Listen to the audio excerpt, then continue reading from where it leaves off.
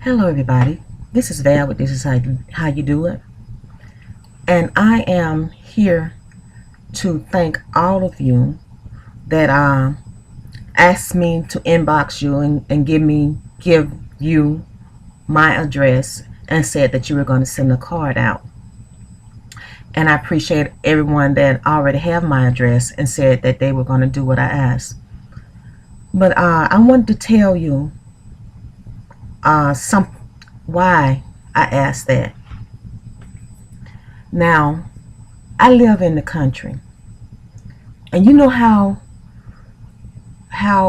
you see on TV that people bring over hams, cakes, and greens and things like that. But I'm gonna go back even a little further. When my father died, and when things happen on my job, you know how you get a card and you get everybody on the job to sign it and you give it to that person. Well, I had been working probably 7, 8, maybe 9 years, I don't know, on the same job. And that happened every time somebody had a tragedy in their family on the job.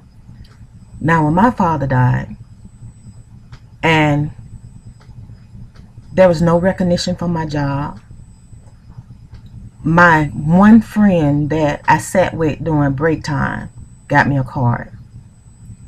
And I had one card for my father's death from anybody.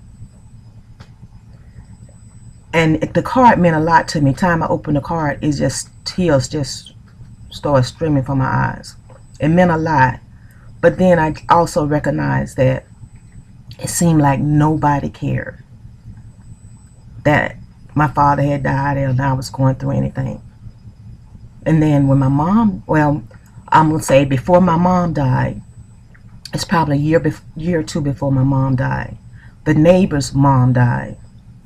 And it was like early in the morning, they called Will and said, one of the guys called Will and told him that his mom had died. And the house was full of people, the yard was full of people.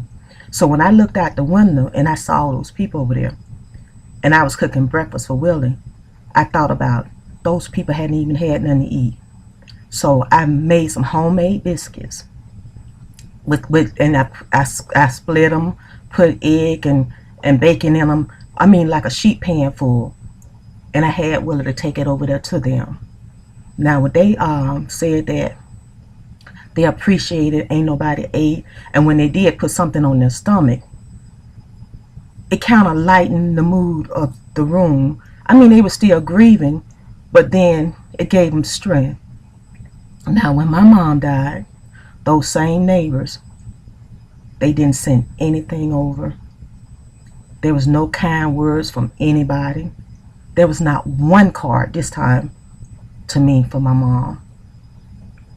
And we were coming back from the funeral home, you know, checking my mom to make sure that she was dressed properly and they had did everything that I wanted them to do.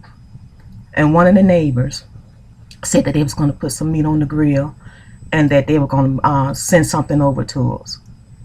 And then I looked at them and I said, thank you so much. And tears started rolling down my eyes. And Willie drove to the house. He said, why are you crying? I said, that's the first person that said one kind word to me since my mom died. The one person. It's not that I wanted the food, because my appetite was gone, but that was one person, one, that said a kind word to me when my mom died. There was no food in the house, none, because I couldn't cook. I was crying.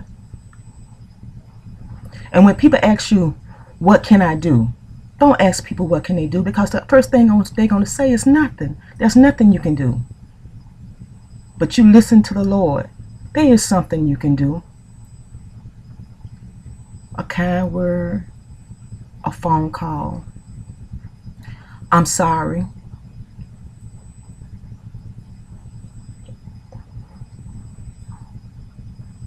The people are always going to say no, nothing. But you should have a built-in system in your heart that says, I'm going to do this, I'm going to do that. They don't have to ask me to do nothing. because you don't know how it hurt when there's nothing done. And you don't know how I feel until you go through that. If you've never been through it, you'll never understand. And I thought I would tell you this because we as a family, and we don't know. If something happened in your neighborhood and you know it didn't happen, don't ask those people nothing. Go up, take it upon yourself. Take something over to them and say, I was just thinking about you. You ain't even got to talk to them. I was just thinking about you and I brought you this. And leave. Don't you know that'll touch that person to the core of their heart when you leave? I'm just going to let that go and say, this is Val. This is how you do it. And I just want to thank you. I appreciate it. And I just know that we're not gonna have the funeral this weekend. It's gonna be the following weekend when Willis see all the piles of cards, and then he's not gonna go through them, each one of them right then. He may not, but then I'm gonna set them out, and when he let him go through each one of them, when he feels like he want to go through each one of them, but just to see them is not so much the words right then. Because if he each one open them up, it's gonna touch him. It's gonna touch him. I already know it's gonna touch him. But I'm trying to keep him from going through what I went through. Nobody cares. No, it shouldn't be that way when you're suffering, when you're hurting. It should never be that way. So y'all love on each other. If you know anybody, don't just take it for granted. Oh, I'm gonna go view the body, or I'm going to see them at the funeral home. You don't hardly see the people at the funeral home. They be there, you see them and don't see them because you're grieving. You don't know who came and who didn't come. You don't even read that book they give you at the funeral home. I got that book, I put it in a drawer, and I have not looked at it yet. And my mom been dead over a year, almost 2. Not quite 2, a year and a half. I hadn't looked at it yet. But I do remember the person that said, I'm putting some meat on the grill and I'm gonna bring you some over. I don't even remember what they brought, but I remember that. And I do remember the lady that gave me a card when my father died. That's what I remember.